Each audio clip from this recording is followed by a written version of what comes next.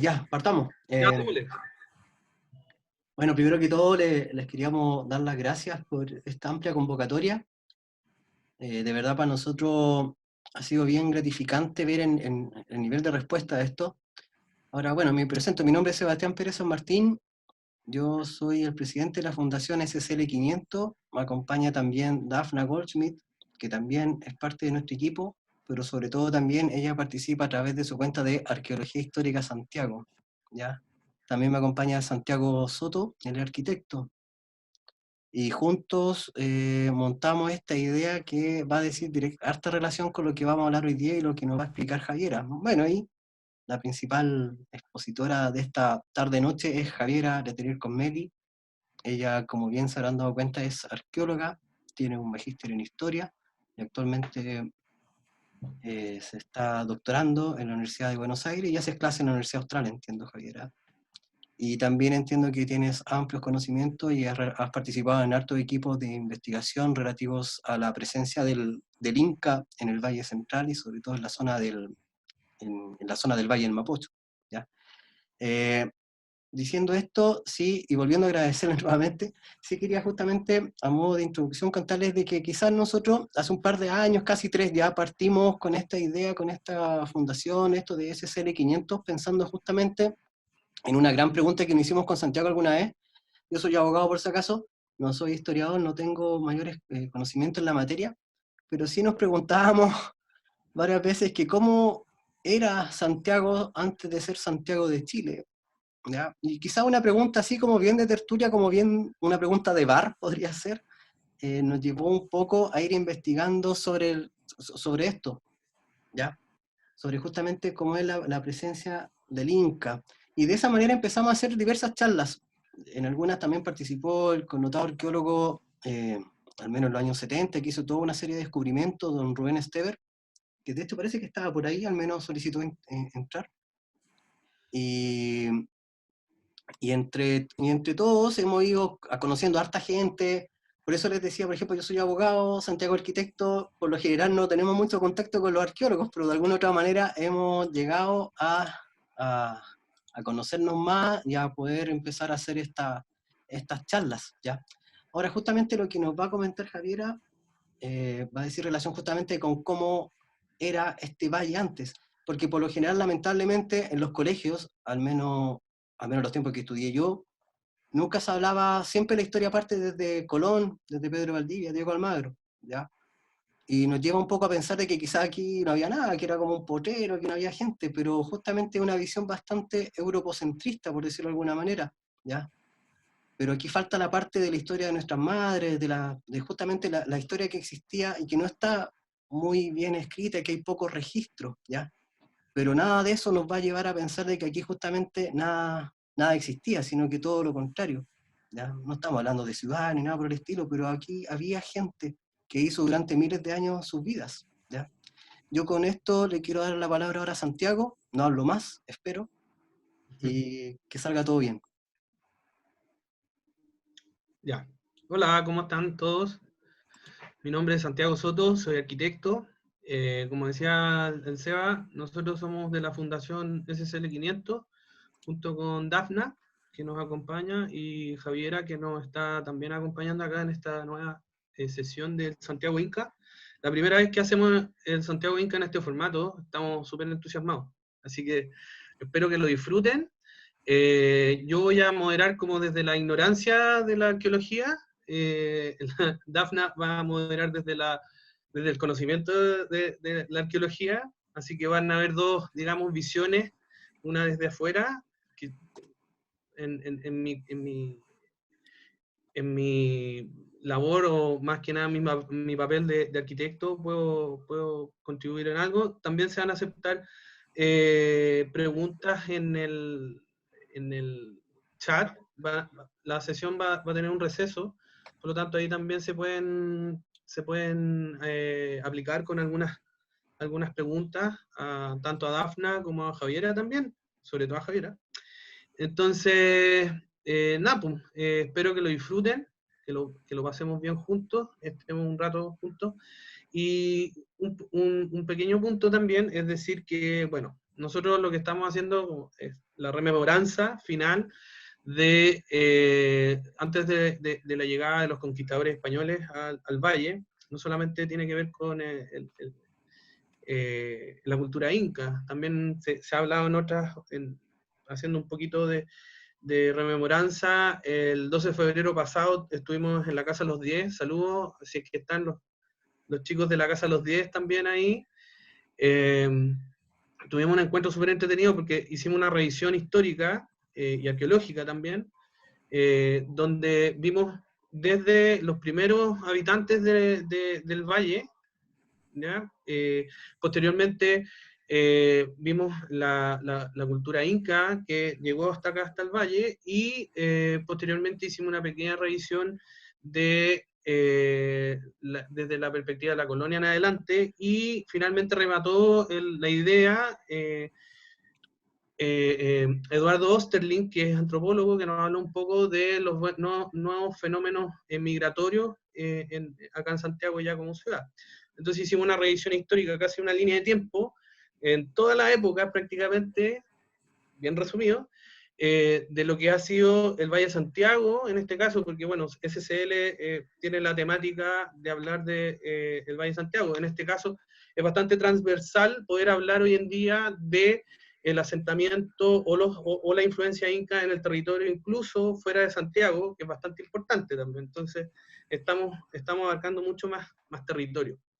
Así que eso, posteriormente vamos a dar algunos anuncios para que ustedes también puedan quedarse un ratito más. Eso. Dafna, por favor. Bueno, mi nombre es Dafna Goldschmidt Levinsky, soy arqueóloga y nada, pues como dijeron los chiquillos, soy de Arqueología Histórica Santiago y SSL 500. Y bueno, más que nada, Arqueología Histórica Santiago tiene la misión de llevar la arqueología a todos y a todas, ¿ya? De una forma democrática, por decirlo de alguna manera, y que salga de los circuitos académicos y de estos lenguajes tan técnicos que muchas veces la gente no entiende, ¿ya? Y a partir de eso hemos hecho distintas actividades en conjunto con SSL 500, tanto de Santiago, y también abordar en un futuro no solo Santiago, sino un territorio mucho más extenso de Chile. Bueno, un saludo para todos los que están ahí en Instagram Live y los que se metieron, y bueno, infinitas gracias a la Javi. Y a grandes rasgos, y en lenguaje muy simple, la arqueología, para los que no saben y se están recién interiorizando con esto, es el estudio de las sociedades y culturas a través de los objetos que estas determinadas culturas y sociedades produjeron a lo largo del tiempo y del espacio, ¿ya?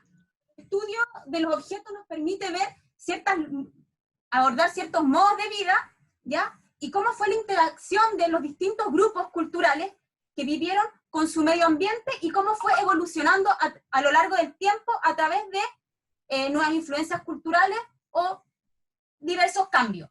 Espero que se entienda, ¿no? Bueno, están casi todos en mute, pero ojalá que me entiendan, ¿ya? Y para hacerla súper corta para dar paso a la charla de la Jai, ¿ya? Pero, por ejemplo, un iglú en el Polo Norte tiene una lógica, ¿cierto? Que no tendría que no tendría ninguna funcionalidad acá, en la zona central. Las casas son distintas y son de materiales distintos en relación al entorno y al medio ambiente que hay en distintos lugares, ¿ya? Bueno, es así que, por ejemplo, sabemos que en América y en Santiago y en Chile, como dijeron los chiquillos, la historia no parte con la llegada del español, sino que es una historia milenaria. Y esto lo sabemos gracias a la arqueología, junto de la mano con otras disciplinas, como la historiografía, la química incluso, y la antropología física, entre otras. Ya, por ejemplo, cuando Jesús estaba haciendo milagros en Medio Oriente, acá habían grupos que estaban practicando la primera domesticación de las plantas, que tenía alfarería, o sea, cantaritos de grea, y que tenía contacto con grupos del otro lado de la cordillera y también con grupos de más al sur y más al norte. Y sabemos también que cuando, no sé, Colón estaba hablando con la reina Isabel y ya estaba planeando y estaba camino a América, acá Chile, Santiago, tuvo contacto con un grupo que había surgido en Perú y que produjo ciertos cambios en Chile y en Santiago que hemos podido ver a través de la cultura material, los objetos, los cementerios, la arquitectura. Ya este grupo que llegó acá eran los incas, y ahora Javiera nos va a hablar de eso. Bueno, y quiero destacar también, aparte de todo el currículum que mencionó el Seba, que la Javiera hizo clases en la Universidad Internacional SEC, hizo clases en la Universidad Alberto Hurtado, armó la carrera de la Universidad Alberto Hurtado, y también armó la carrera en la Universidad Austral, donde actualmente hace clase. Así que, Javiera, vamos contigo. Eso. 1.000.000 de gracias. Bueno, voy a compartirles la pantalla porque hice una presentación, porque la idea es que no vean mi cara, sino que vean imágenes, porque si no puede ser un poco fome. Espérenme un segundito. Aquí está. Espérenme. No, no era eso lo que quería. Les compartí algo que no era, parece. Un segundo. Compartir esto. Ahí sí. No la puse desde el principio, disculpen. Bueno, primero que todo agradecerles a Arqueología Histórica Santiago, a SSL 500 por la invitación. En algún minuto habíamos hablado, cuando yo estuve en Santiago, yo vivo actualmente en el sur.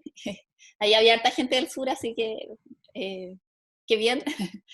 Que en algún minuto cuando fuese a Santiago me habían preguntado si yo podía hacer una charla, pero esto es una muy buena instancia, como con esta situación que estamos en cuarentena, también era una muy buena instancia para poder mostrar, digamos, parte del Inca. Y la idea, o sea, parte del Inca en Chile Central, y también que conozcan un poco de la cultura inca. La idea de esta charla, como decía Dafne, como decían, digamos, todos los que hablaron antes que yo, la idea es que sea una charla que no es técnica, la idea acá que es abierta para un público general, y por lo tanto yo voy a tratar de evitar usar lenguaje muy técnico, y si me ponga muy complicado, por favor, ahí en el chat me dicen que me estoy poniendo un poco complicada, o que estoy hablando cosas que no se entienden. Pero esperemos que no sea así, ¿ya? Y bueno, y en particular me pidieron que hablara en la zona del Mapocho, pero la verdad es que es muy difícil hablar solo del Inca en la zona del Mapocho, porque para poder hablar el Inca en el territorio de Santiago hay que entender primero quiénes eran los Incas, y entonces la charla se divide como en dos partes. Una primera parte en donde vamos a ir acercándonos al mundo andino, y que en el fondo tratar de entender otras lógicas en un espacio donde no existía la lógica de mercado, que funciona la reciprocidad, la redistribución, una lógica que es muy distinta a cómo funciona nuestra sociedad en la actualidad. Y la segunda parte tiene que ver con ir viendo en la zona, yo no solo voy a hablar del Mapocho, sino también de la zona del Maipo, también voy a hablar con algunas referencias, muchas referencias hacia la región de Valparaíso, que es donde la verdad más acercamiento he tenido. Entonces la idea es que a partir de eso se pueda ir ejemplificando. Y bueno, primero contarles que cuando nosotros, una primera aclaración, que siempre se habla del Inca, pero cuando hablamos del Inca, el Inca se refiere es un nombre genérico que se utilizaba para los gobernantes cusqueños, y se extendió, digamos, para hablar de esta gran formación estatal que se extendió desde el sur de Colombia hasta Chile central. Imagínense la cantidad de kilómetros. Pero esta gran organización estaba compuesta de 4 grandes regiones, que son las que aparecen ahí. El Chincha-Isuyu, que es la zona norte, el Collasuyu, que abarca parte de lo que hoy día es Bolivia, parte de Perú, Chile y el noreste argentino, y que es la región además donde se emplaza la ciudad de Santiago actualmente. El Antisuyo, que es la zona que está más bien asociada a la selva, y la zona del Puntisuyo. Es importante destacar que una de las cosas que llama la atención del mundo incaico es que en muy poco tiempo fueron capaces de extenderse en un territorio tremendamente amplio. Y ahí entonces las preguntas que los arqueólogos y las arqueólogas, los etnohistoriadores y etnohistoriadoras se hacen: ¿cómo lo lograron? ¿Por qué en tan poco tiempo, en casi 100 años, 200 años, fueron capaces de extenderse digamos, desde el sur de Colombia hasta Chile central? Y bueno, ahí la idea, en el fondo, plantearles que la extensión del Inca comienza o se intensifica más o menos a partir de el 1430 en adelante, y se extiende hasta la llegada de los castellanos, digamos, y en el caso, digamos, hasta 1540, en el caso de Santiago, con la fundación de Santiago. Pero es importante destacar que los incas originalmente se plantea que era un grupo étnico que venía desde el altiplano de Bolivia. De hecho, toda la mitología, todo el tema del origen siempre se ha asociado muy fuerte al mundo del altiplano, y que más o menos entre el 1100 y el 1200 después de Cristo se habría movilizado por distintos motivos hacia el Valle del Cusco. Y ahí habrían tenido bastante conflictos con las poblaciones locales, pero lo interesante es que más o menos hacia el 1430, 1438, vencen a los chancas, que eran los grupos locales, y a partir de ese momento es que el imperio incaico, lo vamos a denominar imperio, este gran estado comienza a extenderse de forma tan potente por el territorio. Y lo interesante de eso es que la pregunta, como les decía antes, ¿cómo lo lograron? ¿Por qué lo hicieron? ¿Cómo en tan poco tiempo fueron capaces de extenderse de esa forma? Y lo interesante es que lo que hace el Inca es como sintetizar la tradición andina que ya existía, y lo que hizo fue institucionalizarla, generar una organización, una burocracia con funcionarios, con un sistema de caminos, etcétera, que permitía el control de este gran territorio, porque no es solo conquistarlo, sino que lo importante es poder controlar, digamos, a las distintas personas que habitaban este distinto territorio. Y ahí entonces una de las hipótesis que nace a partir de, y que viene desde la etnohistoria, es por qué ocurre esto, cómo fueron capaces de extenderse, digamos, en el territorio, digamos, en tan poco tiempo. Y una de las explicaciones que se plantea tiene que ver con la idea de las panacas reales. ¿Qué son las panacas reales? Cada inca, cada gobernante inca tenía su propio linaje real, que se llamaba la panaca real, que era con sus esposas, sus sirvientes, sus hijos, etc. Y ese inca en la vida iba conquistando territorios, personas, ¿no es cierto?, etc., iba adquiriendo bienes. Lo importante es que ese inca, al momento que moría, los bienes no quedaban para el nuevo inca, para el nuevo Zapa Inca, sino que los bienes quedaban para la administración de su propia panaca. Por lo tanto, de esa panaca nacía un nuevo inca que tenía que armar su propio linaje real, y eso implicaba que él tenía que ir conquistando territorios y personas, digamos, y espacios o generando alianzas con grupos que estaban más lejos, y eso permitía entonces que se fueran extendiendo en tan poco tiempo. De hecho, está documentado, y ahí aparece una foto de Guamampoma, de Guamampoma, que es ¿cómo se llama? Digamos, generó una obra bien importante, él es de origen indígena, hasta ahora es de 1615, que tiene varios dibujos, y uno de los dibujos tiene que ver con la celebración que se hacía con los Zapa Inca. Los Zapa Inca, una vez que morían, eran convertidos en momias, tenían sus propios palacios, y para la celebración del solsticio de verano, que es muy importante, que se llama Inti Raymi, eran sacados y eran llevados al Coricancha, que es el templo del sol, y ahí se les daba banquetes, etcétera.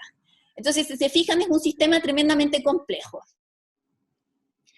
A su vez, también, antes de empezar a contarles, digamos, más cosas específicas, hay algunos conceptos interesantes que son propios del mundo andino, y que hay que referirlos, porque después, cuando veamos, no sé, entierros, etcétera, vamos a ver algunas de estas cosas que tienen ideología del mundo andino en general y del mundo inca.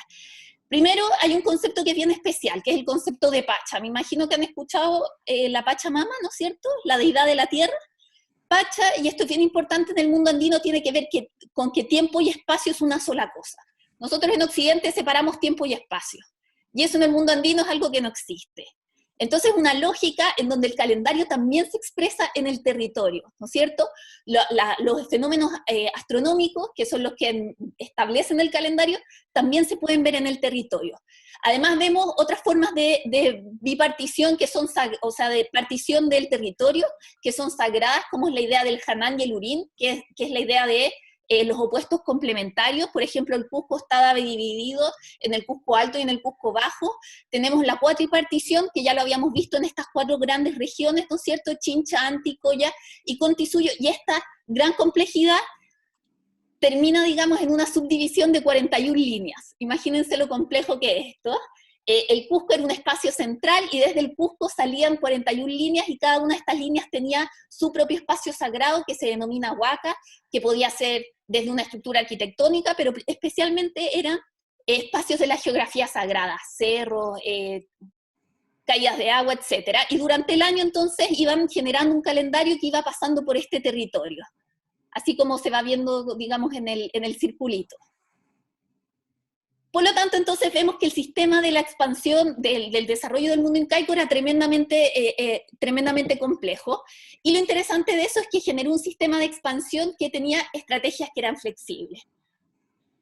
Uno a veces ve como estas dos hipótesis, que el Inca llegaba y era como muy amable con el resto de las poblaciones locales. Hay autores que lo dicen así, y hay otros dicen que el Inca era un imperio militar, etc. Y la verdad es que lo que hacían los incas era generar estrategias flexibles en relación a los distintos grupos o las conexiones que generaban con estos distintos grupos. Está documentado fuertemente, por ejemplo, en la zona de la selva, que había alto conflicto con los grupos locales. En cambio, en Chile Central parece que la relación habría sido bastante buena, y de hecho, en el fondo lo que se generaban eran relaciones de alianza, en donde los jefes locales, o los curacas locales, adquirían prestigios también, estableciendo esta relación con el mundo incaico. A su vez, otra cosa importante del mundo incaico para comprender cómo funciona tiene que ver con el sistema de trabajo. Y ahí, un poco para que entiendan, a los incas no les interesaba conquistar territorio, tierra, sino que les interesaba conquistar territorio con personas. ¿Por qué? Porque las personas son las que generan la fuerza de trabajo. Y de hecho establecían un sistema que se llama la mita, que es un sistema de trabajo periódico, que todas las personas tenían que trabajar para el imperio durante cierto tiempo, y esa producción era parte de las cosas que el imperio requería. Por ejemplo, tenían un camino, entonces había una mita que arreglaba los caminos. Tiene una mita agrícola que genera producción agrícola, tiene una mita minera que genera producción minera, y así sucesivamente. Además, es interesante que una de las cosas que uno ve que cuando llega al Inca es que muchas veces lo que se hace a partir de establecer alianzas con los grupos locales es reorganizar el trabajo local. Esto un poco, cuando yo hago clases siempre digo, esto es como cuando uno ve que los países firman tratados de libre comercio, que en el fondo las personas pueden verlo de forma negativa o de forma positiva, pero en el fondo lo que genera es prestigio para ciertos grupos, y genera muchas veces, por ejemplo, aumento de la producción, o va generando cambios, digamos, con respecto a la organización del trabajo. Y ahí yo les puse una foto. Estos son andenes para el aprovechamiento de la agricultura, y ahí lo interesante es que lo que hacen los incas es la andenería, el sistema esto de aprovechamiento de las laderas de los cerros, era algo que es una tecnología que viene antes de los incas. Pero lo interesante es que como los incas institucionalizan estas tecnologías y otra serie de elementos a partir de este sistema de mitas, esto se empieza a intensificar.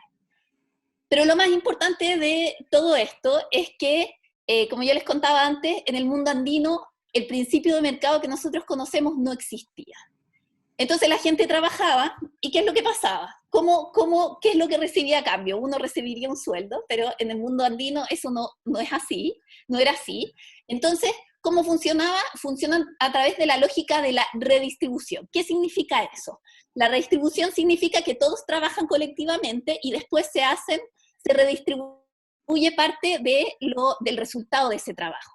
Lo importante es que esa redistribución no era que se pusieran en fila y redistribuían la producción, sino que había todo un ceremonial relacionado con redistribuir parte de los beneficios de ese trabajo. ¿Y eso cómo se hacía? A partir de las fiestas. Y al igual que nosotros, habían dos cosas fundamentales para las fiestas.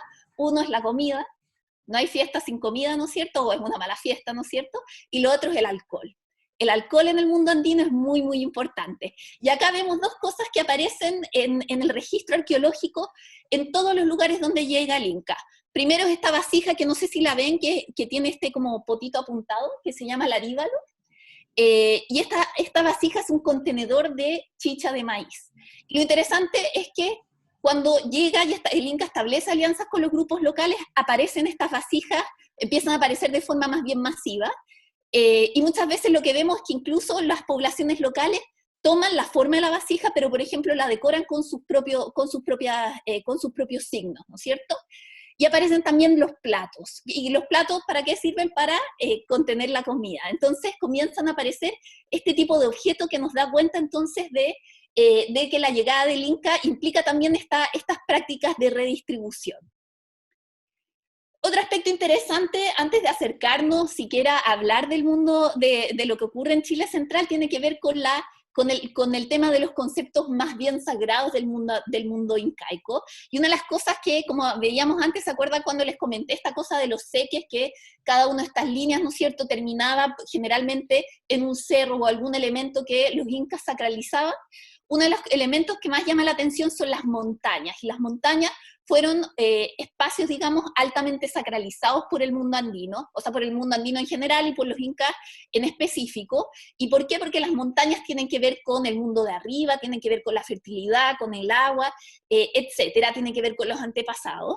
Y de hecho esta foto que ven acá es una foto que está tomada desde el Cerro Mercachas. Aquí a ver si hay alguien de los Andes, no sé si había alguien de los Andes por ahí, pero si alguien de los Andes está ahí, hay un cerro que se llama Cerro Mercachas, que le dicen también Cerro Mesa, porque es un cerro isla que parece una mesa, y que uno ve directamente a la Concagua desde ese cerro. Y lo interesante de ese cerro, más allá que uno vea la Concagua, es que además tiene una cantidad importante de estructuras incaicas, de estructuras en piedra, y además aparecen un montón de evidencias de estas ceremonias de libación donde consumían alcohol, comida, ¿no es cierto?, relacionadas con la redistribución y la realización de distintas celebraciones relacionadas con el calendario andino.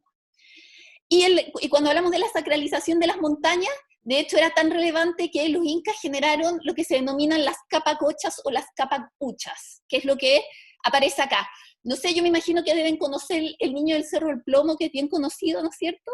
Es como algo que está en el imaginario general, digamos, y tiene que ver con que una de las cosas que hacían era que una de las ofrendas más importantes a los cerros tenía que ver con ofrendar niños o niñas que fuesen especiales, que eran llevados desde las distintas provincias hacia el Cusco, ahí eran alajados, etcétera, y luego en una peregrinación eran llevados a las cumbres más altas y más imponentes de los cerros.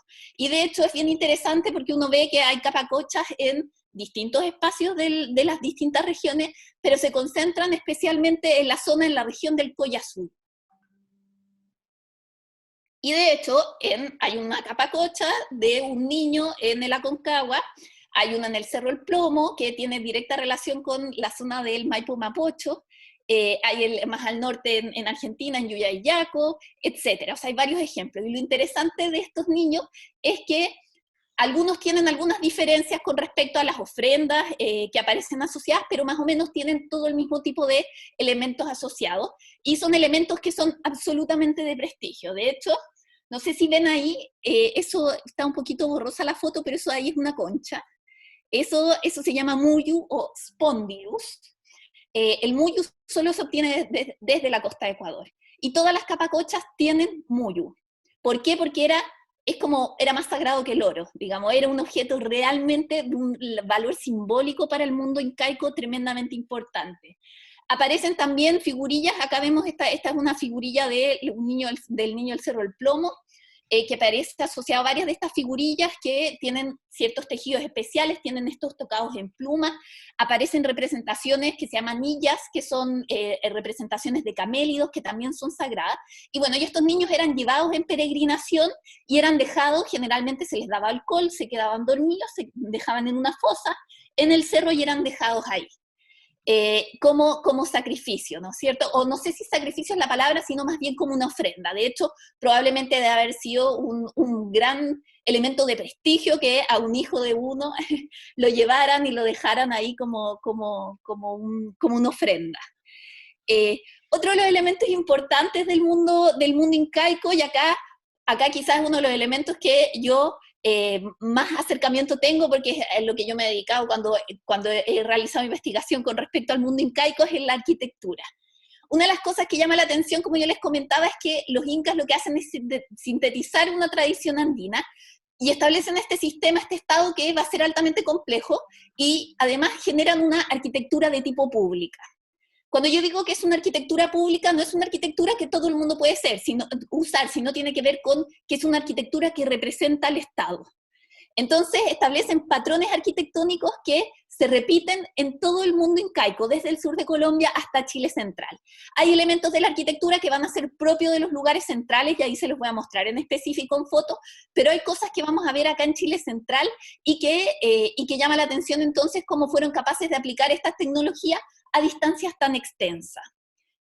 De hecho, dentro de estos elementos aparecen, por ejemplo, el uso de la piedra, que es un elemento fundamental, la presencia de estructuras cuadrangulares, la presencia también de sistemas de riego, de drenaje, aparecen también los vanos, digamos las puertas de forma trapezoidal, y acá yo les pongo una foto, este es un ejemplo arquitectónico de la zona central del Cusco. Estos se llaman sillares ciclópeos. ¿Por qué se llaman así?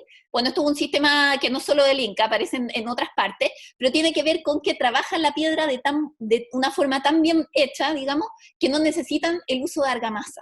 Si se fijan, estas piedras parecen como que están encajan completamente, y acá también se los puse porque es un vano de tipo trapezoidal. Y esta es esto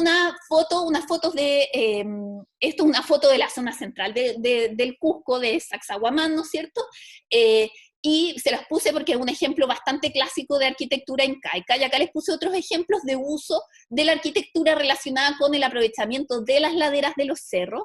Les puse también una foto de Machu Picchu, porque obviamente es algo que cuando a uno le viene a la cabeza el Inca, es algo que siempre está, digamos, y aparecen algunas cosas que son bien interesantes, como estas estructuras que son triangulares, que son estructuras que son de dos aguas, y acá vemos de nuevo cómo aprovechan parte de la geografía de los cerros, y la aprovechan a partir de generar estos distintos sistemas. Y esta foto es parte de un sitio que trabajé en mi tesis de pregrado, en el marco de un proyecto que era, que en ese minuto era liderado por Daniel Pavlovich, y esta foto es de un tambo es un lugar que se asocia al camino, que se encuentra en Chile central, específicamente entre San Felipe y los Andes, que se llama Tambo el Tigre, ¿ya? Y de hecho es bien interesante, porque este tambo lo encontraron cuando Senderos de Chile, que es esta fundación, ¿no es cierto?, estaba haciendo unos senderos, estaba haciendo como indicaciones de sendero, y apareció, digamos, se conocía que habían estas estructuras,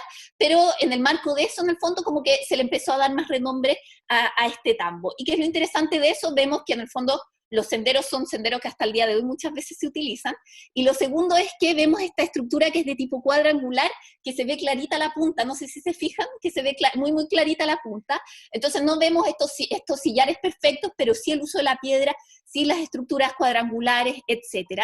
Y acá les tengo otros ejemplos. Estos tambojos de agua, ojos de agua se ubica, hoy día si se quieren ir a Mendoza y van por la carretera hacia Mendoza, hay un lugar que se llama Ojos de Agua, está al lado de la carretera y ahí está el tambo.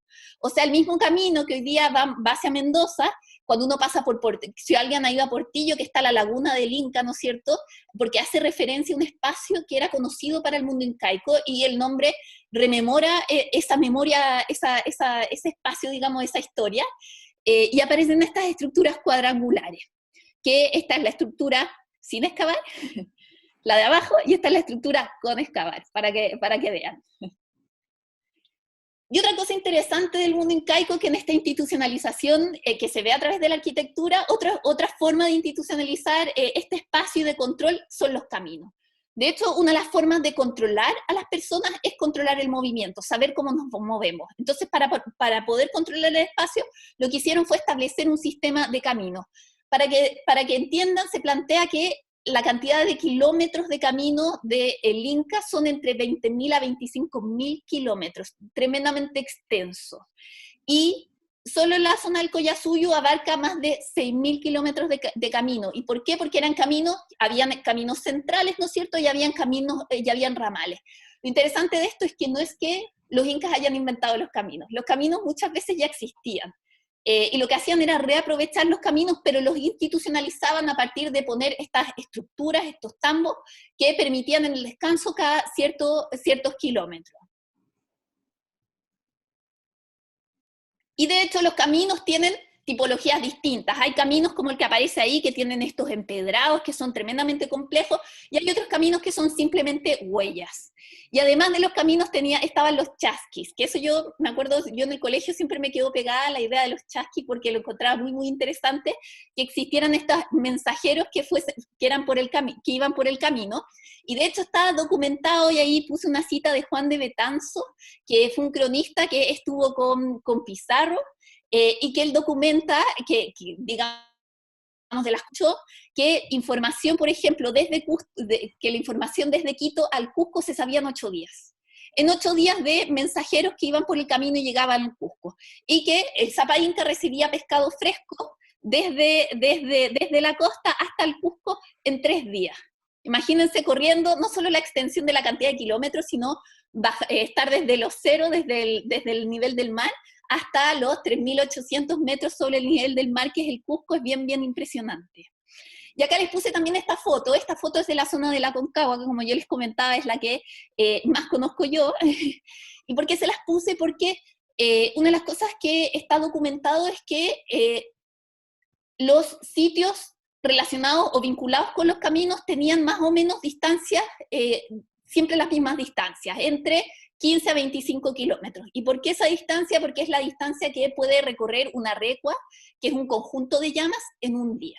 Y de hecho, cuando uno mira el Valle de la Aconcagua, todos los sitios que se han encontrado están más o menos en esa misma distancia.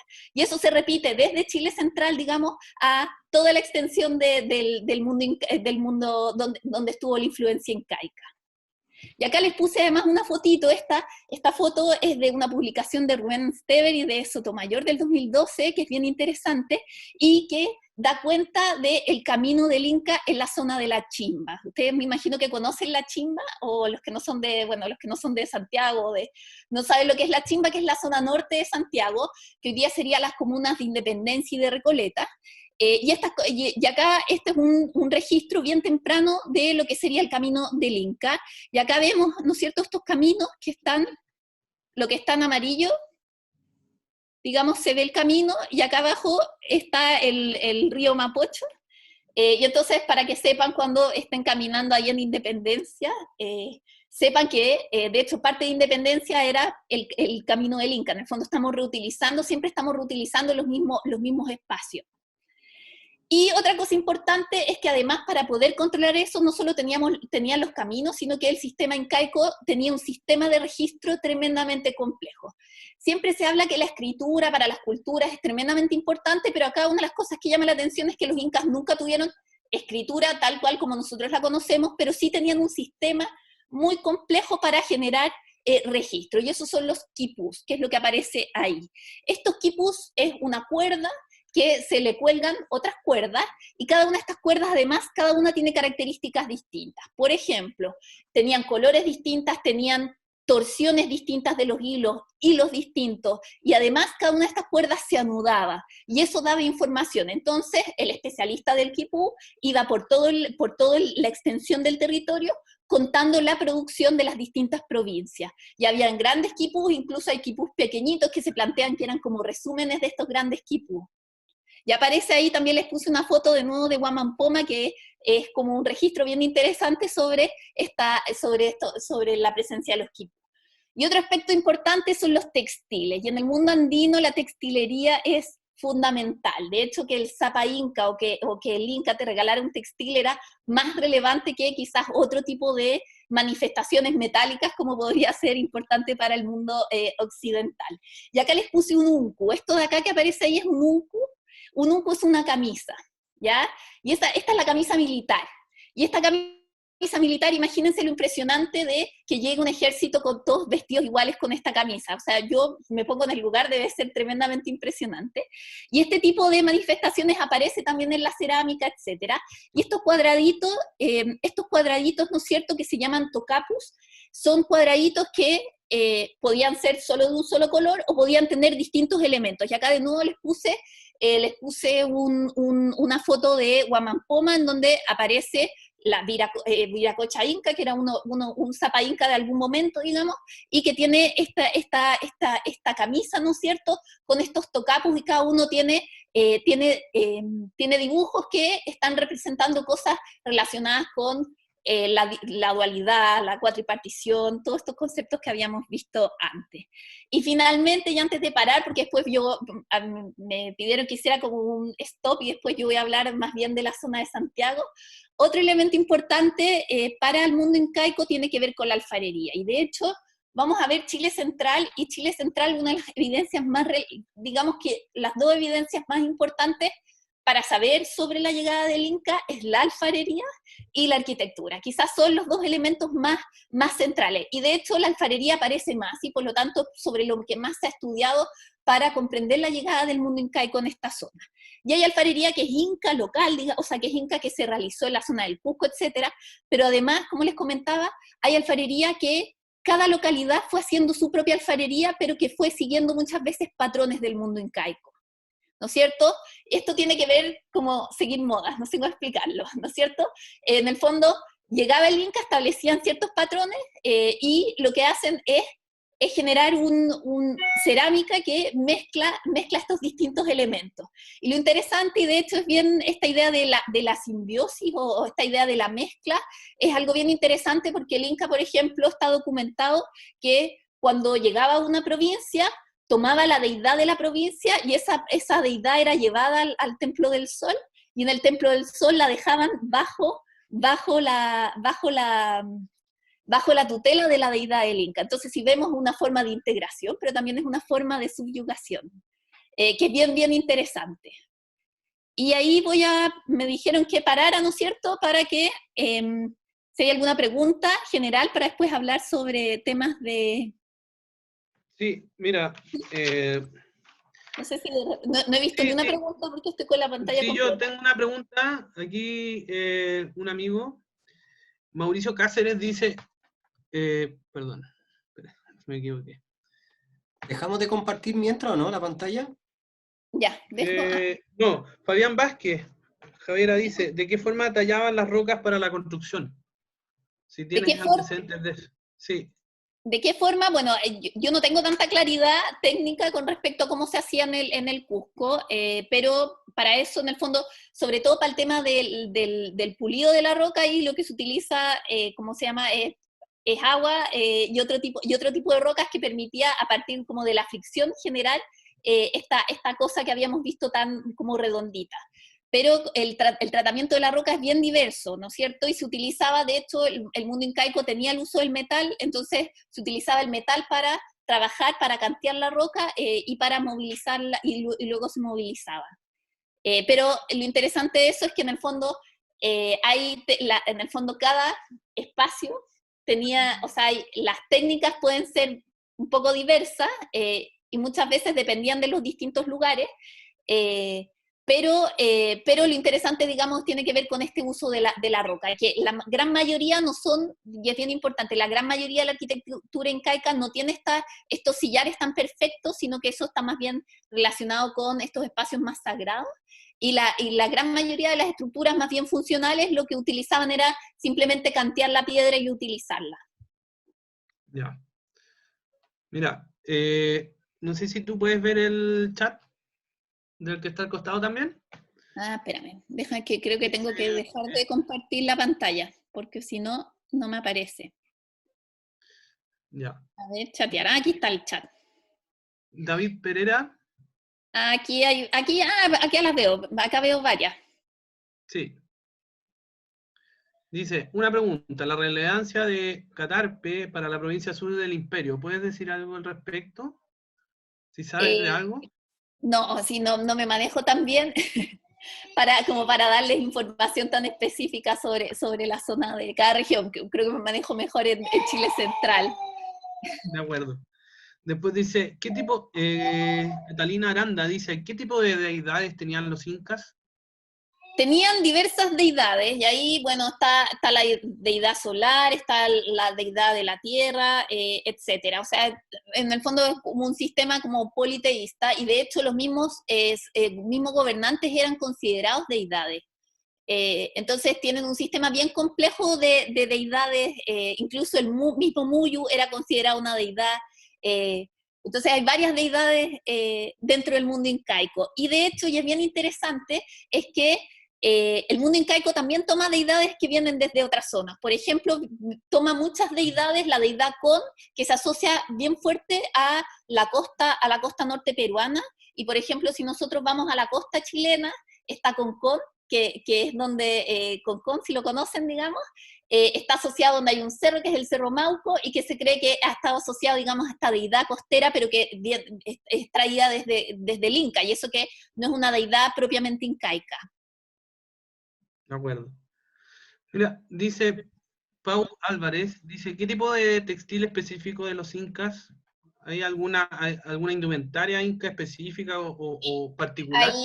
Bueno, de ahí, en el fondo de los textiles hay varios estudios, y bueno, yo no me manejo también, pero es importante, existían los tejidos Kumbi. Los tejidos Kumbi eran los tejidos como los mejores tejidos. De hecho, habían unas tejedoras, las agyas, unas mujeres tejedoras, digamos, en templos, que hacían tejidos muy específicos. De hecho, en la costa peruana está bastante documentado, y son tejidos que son tremendamente impresionantes, y tenían otro tipo de textil más de tipo funcional.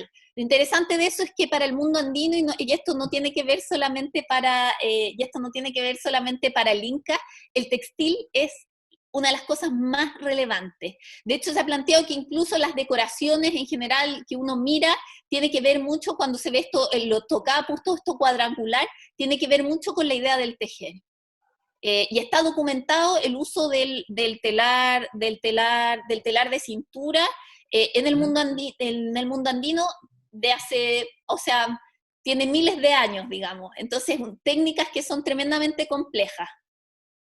Perfecto. Mira, Mauricio Cáceres dice, ¿cómo y dónde se trasladaban las rocas de grandes toneladas de Sacsayhuamán? Muchas gracias, dice. ¿De dónde sacaban? O sea, ¿cómo? No sé, yo me imagino, o sea, en general, lo que se ve es el aprovechamiento de fuentes locales. No sé cómo las trasladaban, ahí quizás voy a tener que investigar más específico, pero sí lo que yo he visto de arquitectura incaica en Chile central es que, por ejemplo, se aprovechaban, las canteras eran, por ejemplo, en los mismos cerros. Y eso en el Cerro Chena está documentado, se utilizaban las mismas piedras. Que son, en el fondo se aprovechan las canteras, digamos, las mismas canteras para poder aprovechar el uso de la arquitectura. En el caso de Sacsayhuamán lo tengo que leer porque me manejo más en Chile central, pero de todas maneras me imagino que están aprovechando fuentes, digamos, cercanas, pero que también tengan la calidad de roca que necesitan para generar este tipo de estructura. De acuerdo. Mira, son algunas preguntas cortitas. ¿Algún registro de los incas después del río Maule? Porque siempre se habla de que hubo ahí un encontrón entre los mapuches y los incas también. Bueno, ahí voy a entrar en detalle en la que viene ahora en la charla. Así que, pero es interesante, hay todas las hipótesis sobre qué es lo que ocurre, hasta dónde llega el Inca en el fondo hacia el sur. Y en el fondo hay varias... hay evidencia que es bien escasa, digamos, el límite claro es hoy día donde está la ciudad de Rancagua. Ese es el límite claro. Hay evidencia, efectivamente, más al sur, ¿no es cierto?, que habla de contactos, pero muy difícil. Una cosa es establecer contactos esporádicos, y otra cosa es realmente generar un sistema de trabajo como organizado. Y se cree, de hecho, que quizás si no hubiesen llegado los españoles, no hubiesen, en el fondo quizás el sistema incaico se hubiese expandido mucho más hacia el sur. Y ahí también sacarnos de la cabeza, porque en el fondo lo que había, la población de Chile central es población que es lingüísticamente, población que hablaba no el mismo mapudungún de hoy día, ni los mapuzungún de hoy día, digamos que hay variantes, pero era población que era, digamos, mapuche, en el fondo que es población aconcagua. Entonces la extensión del mundo, los que son los promaucaes, es población que tiene un vínculo con el mundo mapuche de más al sur bien importante.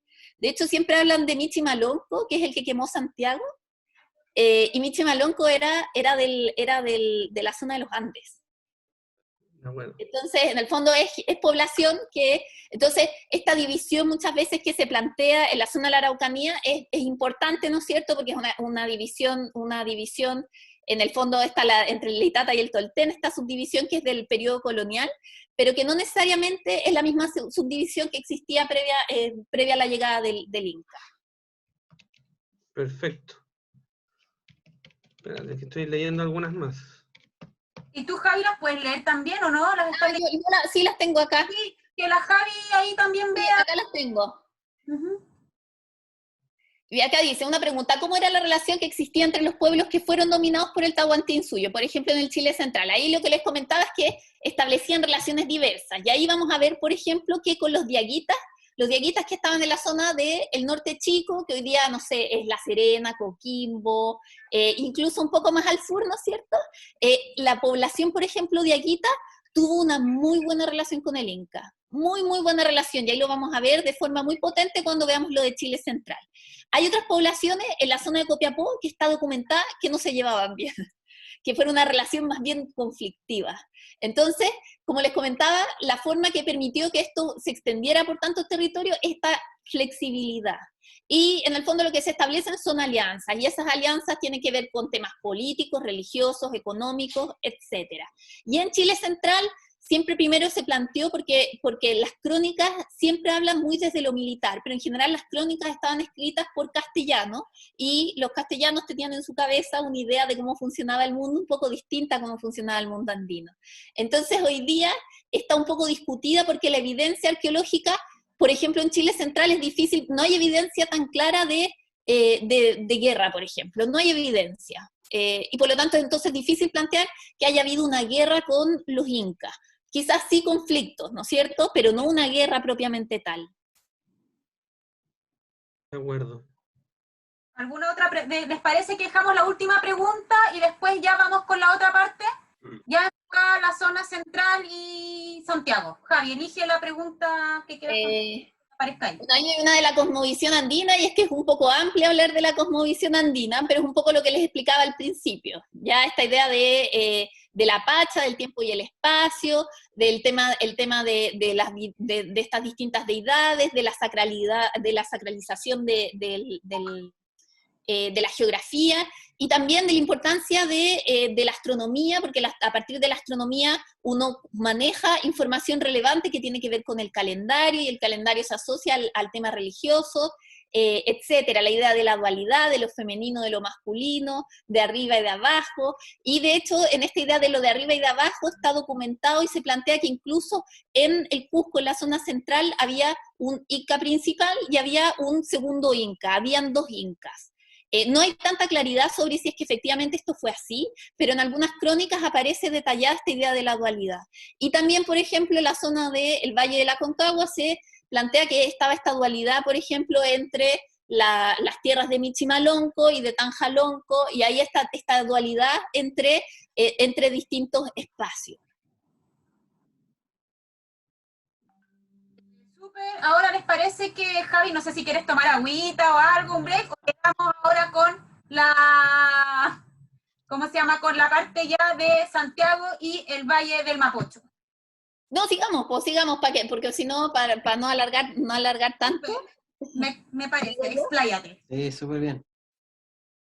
Bueno, y ahí como espera, que se está, bueno, y acá les puse esta imagen que, bueno, la saqué, digamos, de internet, ahí la cité, pero que tiene que ver con cómo se extiende hacia el sur. Y un poco lo que les explicaba, esta idea de que incluso, en el fondo, la evidencia más clara está hasta hacia la zona del Cachoapual, hasta la zona del Maule, pero hay algunas evidencias que nos podrían incluso hablar de algunos vínculos con poblaciones más al sur, de todas formas, ¿ya?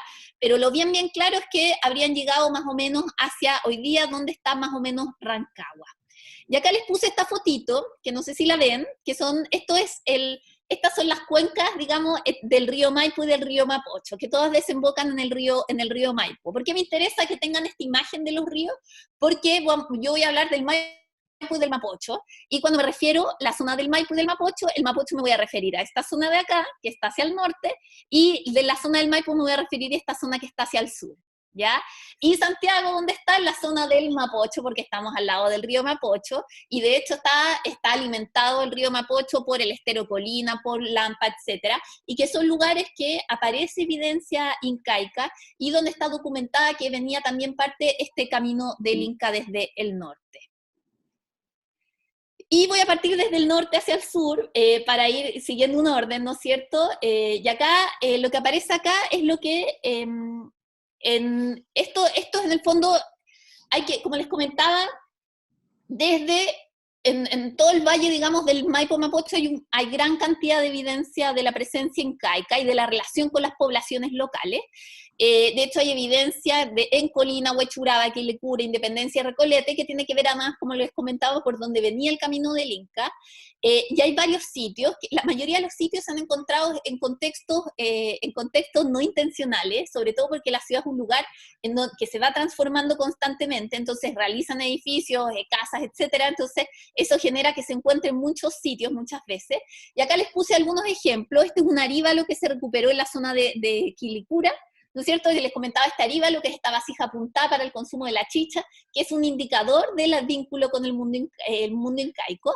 Y acá les puse esta foto que es de una publicación del Daniel Pascual y colaboradores, que fue en el contexto de un salvataje, es decir, encontraron este entierro, digamos, y lo excavaron, y en el contexto de un proyecto de investigación.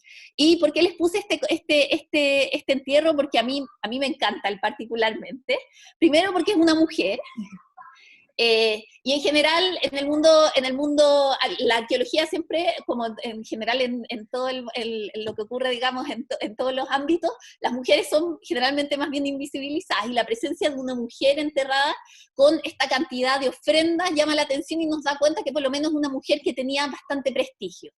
Y dentro de las vasijas que vemos acá, no sé si se fijan, estas que están acá, que tienen estas caritas. Estas caritas, no sé si se acuerdan que yo les hablé del mundo de Aguita, de la zona del semiárido, del norte chico, de La Serena, Coquimbo, etc. Lo interesante es que una de las cosas que llama la atención es que al parecer los Mitimaes, la población que habría venido desde el norte, era población principalmente de Aguita. Entonces uno de los indicadores de la llegada del mundo incaico a la zona central es la presencia de registro de Aguita. Aparecen vasijas de Aguitas. Antes de la llegada del Inca no hay vasijas de Aguita. Entonces vemos, imagínense, están movilizando población desde el norte chico hacia Chile central, y aparecen en fondo estas vasijas. Otra cosa interesante de este entierro es que aparecen, además de los aríbalos, aparecen queros, que son unos vasos que además son relevantes desde el periodo medio en adelante, es decir, desde Tiwanaku, mucho antes del desarrollo de los incas, y durante el periodo colonial siguieron siendo relevantes, y tiene que ver con estos vasos que sirven para la libación, para tomar alcohol, relacionado con las fiestas, la redistribución, etc. Y otra cosa importante es que aparecen vasijas gemelas. Y acá, ahí alguien preguntaba en alguna de las preguntas, esta idea de la bipartición, de la dualidad, aparece también, que aparezcan dos vasijas iguales, nos habla también de esta idea de la dualidad, que se expresa, digamos, a partir también de poner estas dos vasijas iguales, y se repite en varias vasijas que aparecen, digamos, en este entierro. Yéndonos hacia un poco más al sur, vamos a llegar a Santiago, digamos, a la Plaza de Armas, y aquí nos vamos a parar, vamos a imaginarnos, como estamos todos en cuarentena y no podemos salir, pero nos vamos a imaginar que estamos en la Plaza de Armas, y destacar que, como les planteaba antes, una de las evidencias más potentes de la llegada del mundo incaico a Chile central tiene que ver con que aparece cerámica, alfarería que es Inca de Aguita, es decir, que es de los grupos de Aguitas, pero que también tiene algunos elementos que fueron adquiriendo del mundo incaico. Ya hay varias evidencias. De hecho, se excavó en el marco de excavaciones que se realizaron en la cripta de la catedral, se encontró evidencia de cerámica principalmente Inca de Aguita en la calle Bandera, y acá tomo esta foto que es de Luis Cornejo y Saavedra, de una publicación del 2018, de cuando se excavó el Museo de Arte Precolombino, que es el ex Palacio de la Real Aduana, y que aparece cerámica que da cuenta de la presencia incaica.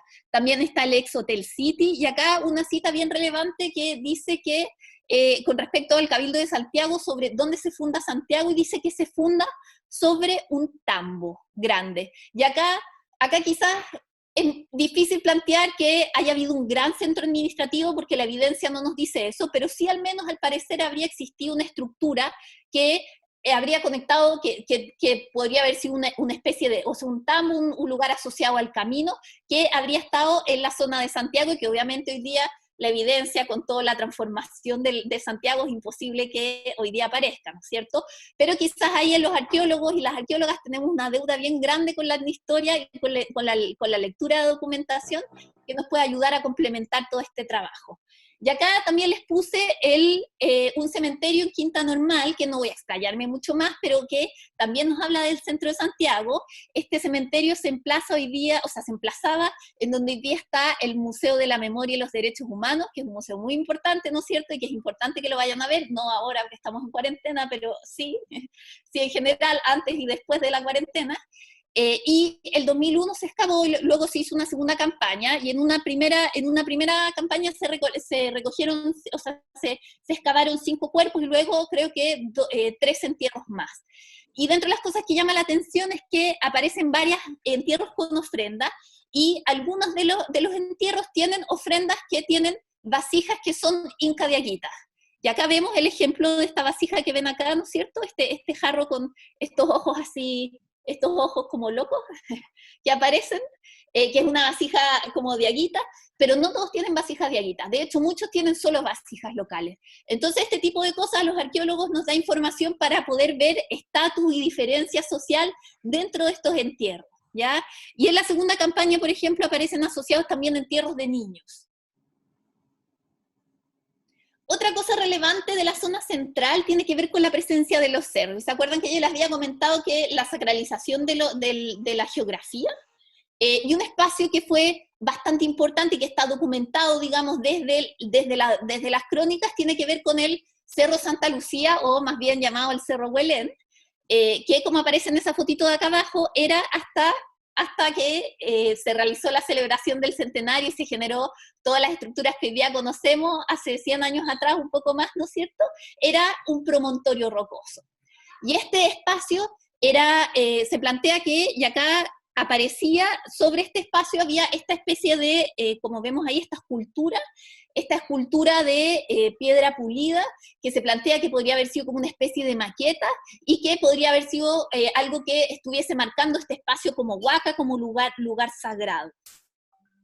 Y les quiero plantear que Santiago está lleno de cerros islas. Entonces, hay varios cerros más que son relevantes. Uno es el Cerro Blanco, y Cerro Blanco tiene evidencia histórica de la presencia indígena, por ejemplo, a partir de lo que se llaman las piedras tacitas, que son piedras que, en el fondo, a partir de una piedra que está en el cerro, lo que se hace es hacer como si fuese un pequeño cuenquito, ¿no es cierto? Y eso se llaman piedras tacitas, y aparecen documentadas el Cerro Blanco, y es un cerro que es bastante relevante no solo para el mundo incaico y para el mundo andino, o sea, para las poblaciones locales, sino que después en el mundo colonial siguió siendo importante, porque de ahí se obtenían las canteras para las construcciones durante el periodo colonial.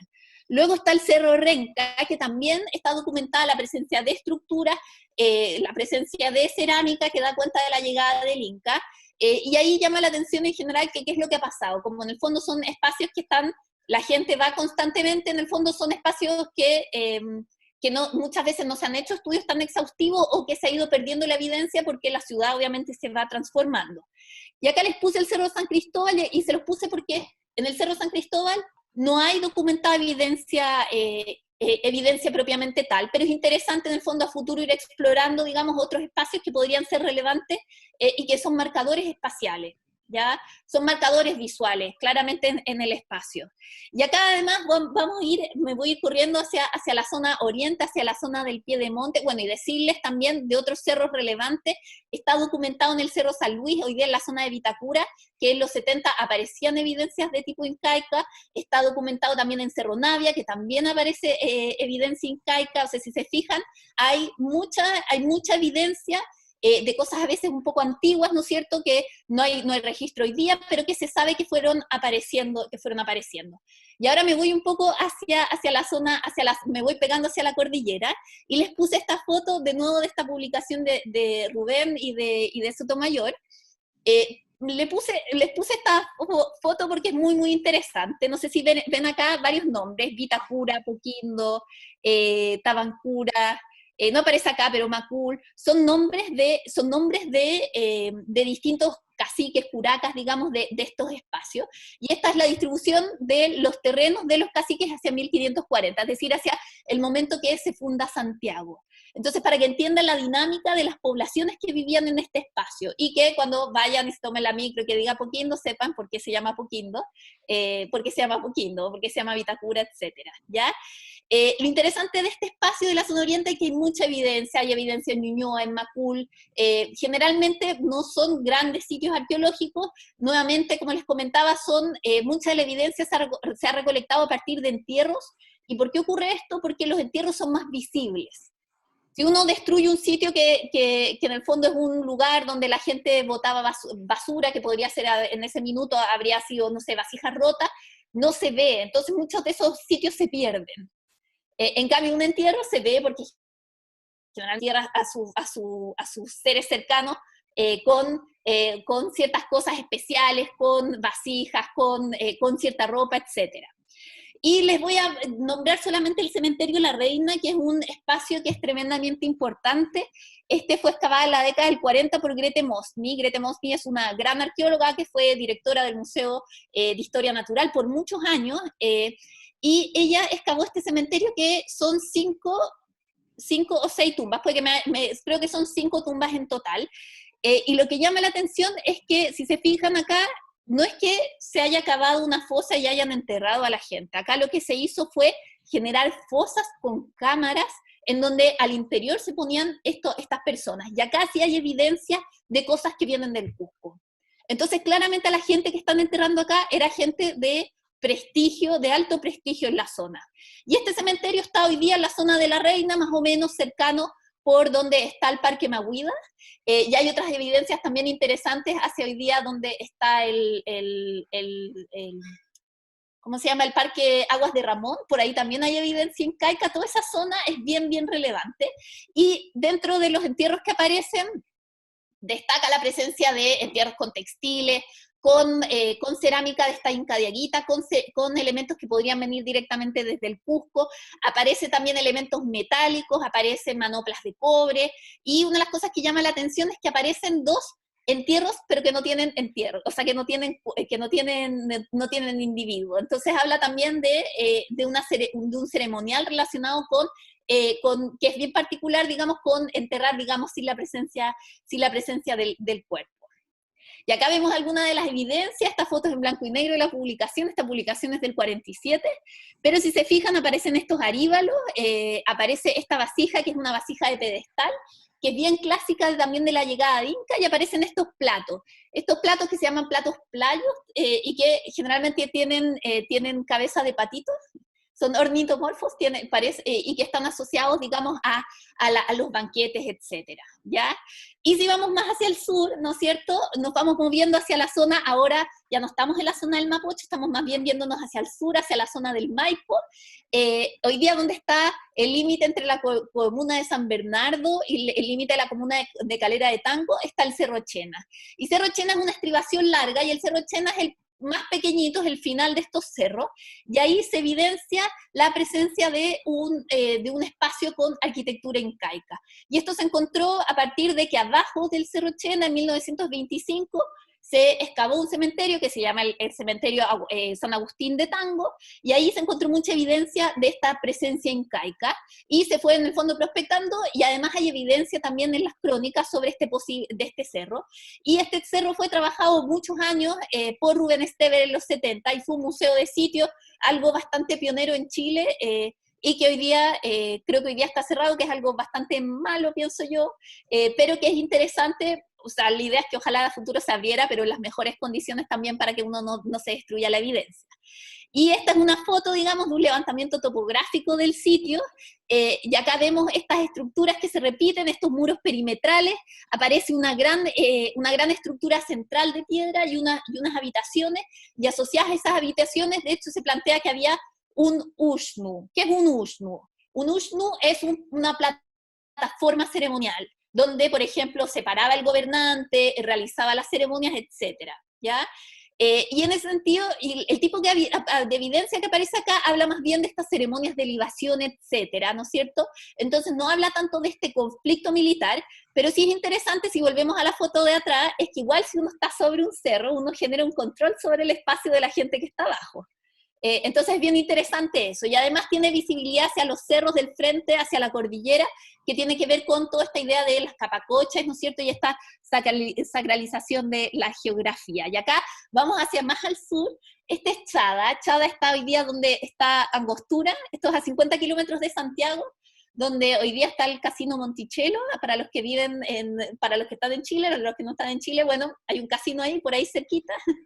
Y esta es otra estructura que tiene también estos dos muros perimetrales, tiene mucho menos estructura que lo que aparece en Chena, pero también nos habla también de este espacio, también es un cerro isla, y que también podría haber estado asociado, digamos, a un espacio sacralizado, ¿cierto? Y vamos más hacia el sur, que sería la evidencia como más potente que está más hacia el sur de la llegada del Inca. Hay evidencia más al sur, está el Cerro Tren Tren, está que eso que es cerca de Oñigüe, o sea, hay varias evidencias que nos habla de presencia más al sur, pero la presencia más clara es hasta el Cerro La Compañía, y eso es muy, muy cerca de la ciudad de Rancagua, y aparecen, digamos, estructuras muy similares a los que habíamos visto en el Cerro Chena. Entonces vemos cómo aparecen estas estructuras, y esto no solo lo vemos acá en la zona del Maipo Mapocho, en la zona de la Concagua, está Pucara el Tártaro, está en la zona, o sea, en la región de Valparaíso, está cerca de Catemu, está el Cerro La Cruz, o sea, hay varios lugares que tienen está Cerro Mercacha, que ya les había nombrado antes, ¿no es cierto? Y nos habla entonces de nuevo de estos cerros como espacios sacralizados. Hay lugares en donde se plantea que habría ocurrido, digamos, celebraciones relacionadas con eventos astronómicos, el solsticio, el solsticio de verano, de invierno, que son fechas tremendamente importantes, porque marcan el calendario, marcan el inicio, el fin de año, y con eso uno sabe qué es lo que se cultiva, cuándo se cultiva, etc. Hoy día sabemos que una de las cosas que nos manejan a nosotros es a través del tiempo, nos despertamos, hacemos nuestro trabajo, todos funcionamos en relación al tiempo, y eso también se aplica, digamos, para los grupos del pasado, en donde manejar el tiempo y el tiempo se relaciona con la astronomía es tremendamente importante. Y ahí les dejo mucha bibliografía, parte de lo que yo fui como leyendo, releyendo, de cosas que yo había hecho antes y cosas que se han publicado después de lo que yo he trabajado, etcétera, sobre esta presentación. Y contarles que en el fondo hay mucho más evidencias, hay muchos más sitios, pero mi idea no era tratar de extenderme tanto, sino que en el fondo era ponerles algunos ejemplos para que entendieran cómo funciona.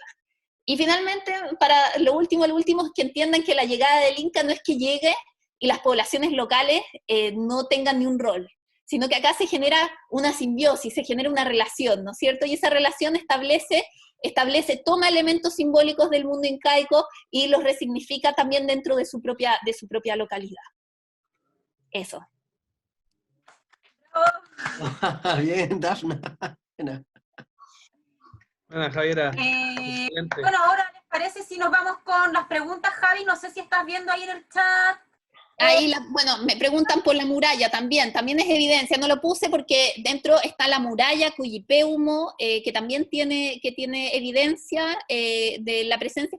La muralla, de hecho, se llama la muralla porque es solamente en el fondo es solo una pirca, pero también tiene evidencia incaica.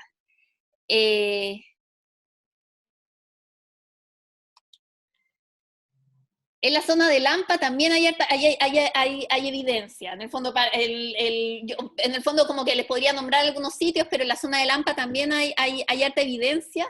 Es interesante, como les comentaba, que en general la evidencia que se maneja ha sido principalmente a partir de entierros y muy poca evidencia relacionada con sitios como habitacionales. Y quizás esa es una de las deudas más importantes, y probablemente es donde menos se ve la presencia del Inca, porque las poblaciones seguían trabajando, ¿no es cierto?, y seguían reproduciendo y haciendo su propia cerámica, y por lo tanto es menos visible, pero eso no significa que no tenga influencia del mundo incaico. ¿Te parece elegir unas 2 o 3 más? Porque hay muchas, la gente que se quede Sí, fuera. mira, acá dice, por ejemplo, ¿qué pasó con Bato Yoyeo, Aconcagua? Bueno, lo que pasa es que los arqueólogos y arqueólogas hemos definido como grupos culturales a partir de la materialidad. Entonces decimos que existen los grupos Bato y Yoyeo, que son más bien del alfarero temprano, es decir, desde el 0 al 800, 900 después de Cristo, y lo interesante es que en esa fecha se genera un quiebre importante en Chile central, sobre todo en la cerámica, en las formas de entierro, y uno habla de las poblaciones Aconcagua. Y luego llega de las poblaciones, la población como luego habla de la llegada incaica, pero en el fondo lo que vemos es que esos son procesos de transformación sociales de las poblaciones. No es que se hayan exterminado esas poblaciones, sino que se van transformando y la materialidad da cuenta de esta transformación. Entonces no es que el Inca haya exterminado a la población local para nada, de hecho al Inca le interesaba tener relación con la población local porque necesitaba mitas, gente que trabajara. Si no, si extermina a la población local, no tengo quien trabaje y cómo controlar, no tiene sentido, ¿no es cierto? Entonces es bien importante que esta idea de como, no es un dominio que lo que hace es exterminar a la población local, sino es un dominio que integra a la población local. ¿Le integra de forma conflictiva o le integra de forma a partir del establecer alianzas simbólicas, etcétera?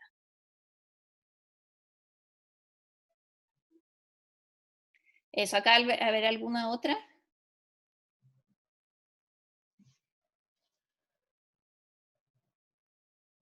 Hay varias. Sí. Acá, entonces, ¿no se ha encontrado cerámica solo de Aguita desde Aconcagua hacia el sur? ¿Cómo?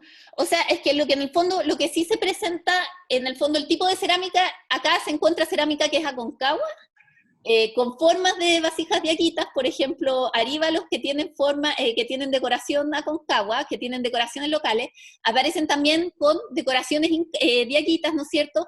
Aparecen también decoraciones que fueron hechas localmente, pero que no son ni Aconcagua, ni de Aguita, y que se cree que están imitando otras decoraciones que podrían estar viniendo desde la zona del Cusco, etcétera. Oye, Javi, mira, nuestros amigos de Alcutún, Frei Navarrete dice, Javi, ¿qué evidencias conocen en el sector de Renca y Quilicura? Nos serviría muchísimo. Es que ellos están con un proyecto, en el fondo es vincular los Cerro Isla, en este caso el Cerro Renca, y también están en el Chena también trabajando.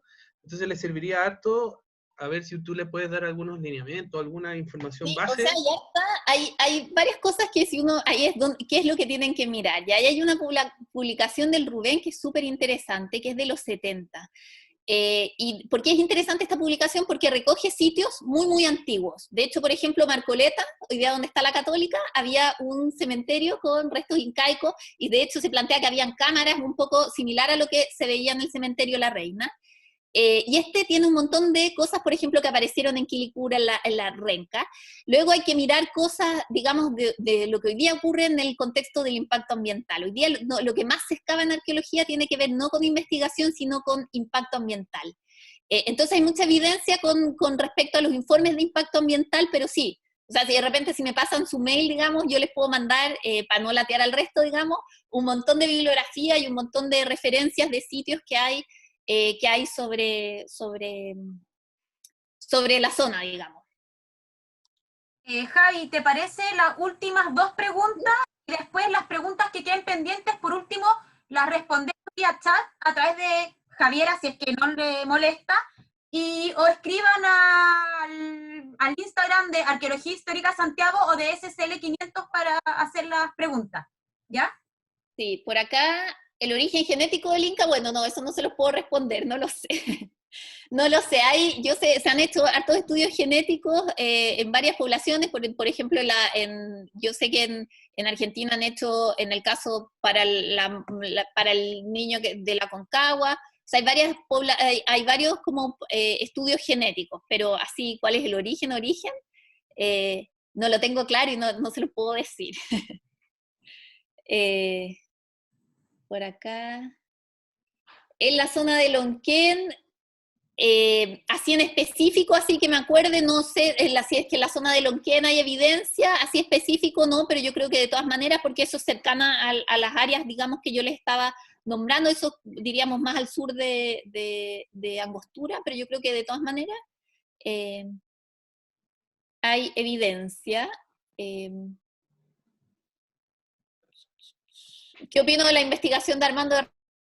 Era muy, muy, muy buen investigador, y por ahí también que opinaba también de la investigación de Rubén con respecto al centro ceremonial en la Plaza de Santiago.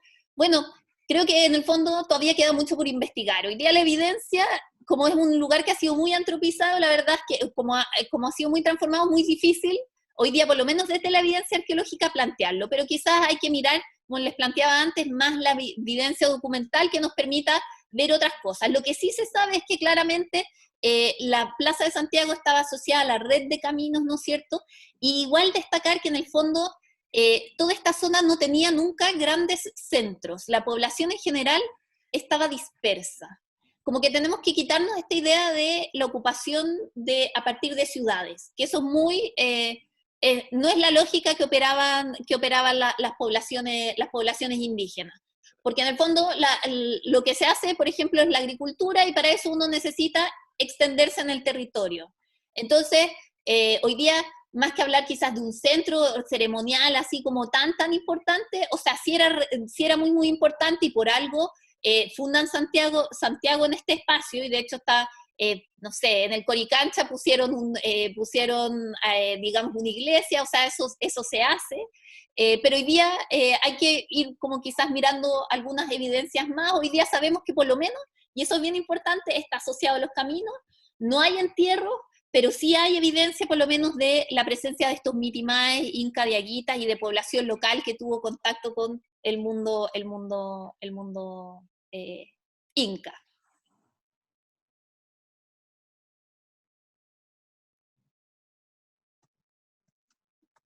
Y acá.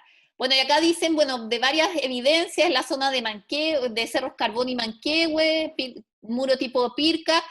En verdad es bien importante, en el fondo muchas veces solo la arquitectura, si es un muro muy pequeño, es muy difícil, si es que los arqueólogos funcionamos a partir de la lógica de la asociación.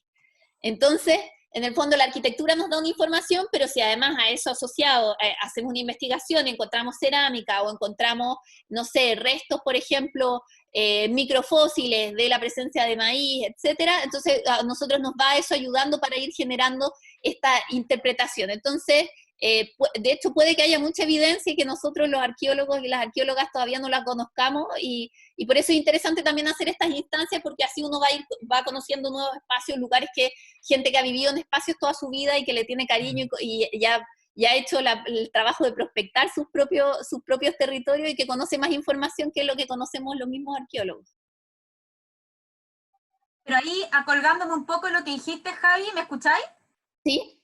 Es súper importante, si ustedes, todos los que están viendo, se encuentran con un sitio arqueológico y ustedes creen que es un sitio arqueológico, no lo destruyan, no hagan hoyo y no se lleven piezas, porque eso es alterar la asociación con la que se va construyendo este patrimonio o esta interpretación que hacemos los arqueólogos. Sáquenle una foto, si quieren, con escalita o no sé, del contexto, del objeto que vieron, pero no se lleven nada de recuerdo, no compren cosas arqueológicas, y no, bueno, como dije, no excaven por su cuenta, ojalá, ni destruyan.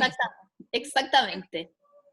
Acá una última pregunta que preguntan hacia la costa. La costa está el Cerro Mauco, eso es en Concón. ¿Se acuerdan que les nombré Concón? Mauco también tiene evidencia de arquitectura incaica.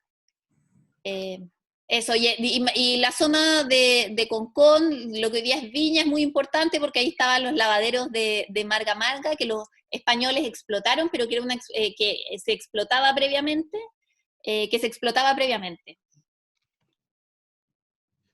Respecto a lo que decía Dafna, hay una pregunta re buena porque dice, ¿y dónde se informa si uno encuentra un sitio arqueológico o uno cree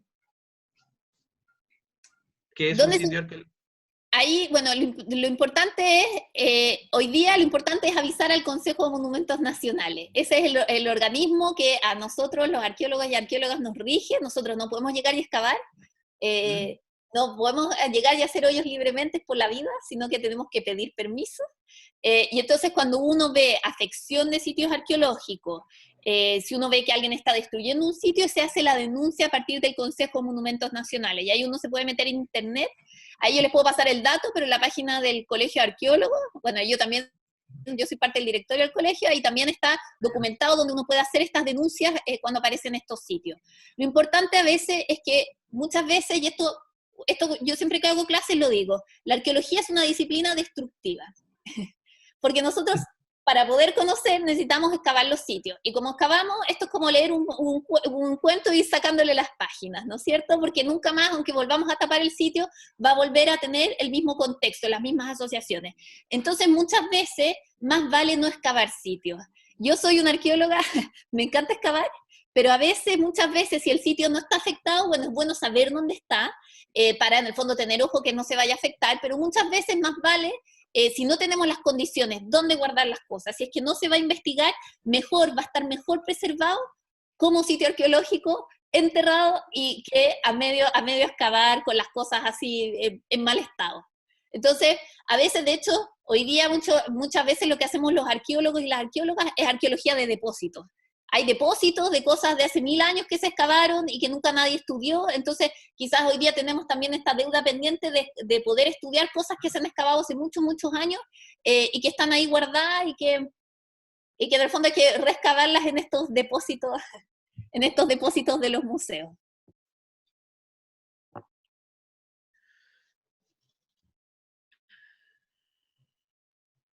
¿Bien? Estamos, ¿cierto? ¿Estamos? ¿Santiago o Seba, algunas palabras? No, yo estoy impresionado. No, agradecer a la Javiera, Ahí vamos a ver agradecer cómo a todos resolvemos también los el que tema de las preguntas participaron. también. Esto se va a editar este video y se va a subir a través de otras redes sociales como YouTube, por ejemplo. ¿Ya? No sé cuánto nos tardemos, quizá un par de días, pero va a estar disponible. Javiera, ¿te pasaste? Seca. Eso, y agradecerle a todos los que escucharon también. Ahora iba a poner una música, Santiago, ¿no?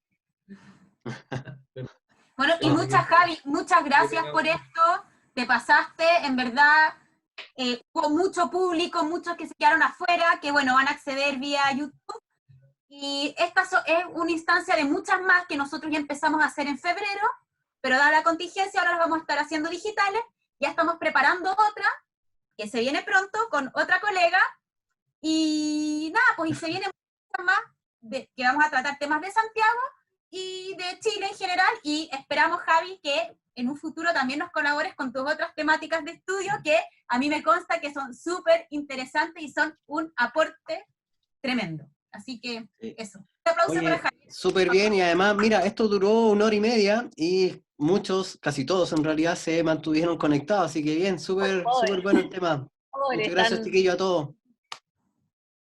Que estén bien. Gracias. Que tengan ahí, buena bueno, noche. ahí si quieren, yo puedo dejar mi correo electrónico, es javierletelier@gmail.com, si alguien tiene preguntas, eso, o cosas, o también mi correo institucional, porque como les comentaba antes, yo trabajo en la Universidad Austral, en la Escuela de Arqueología, javiera.letelier@uach.cl. Genial, gracias, Javi. Los vamos a mandar igual por las redes, por el Instagram. Ya, buenísimo. Que estén bien. Chao. Chao. Chao, nos vemos. Gracias a todos. Cuídense.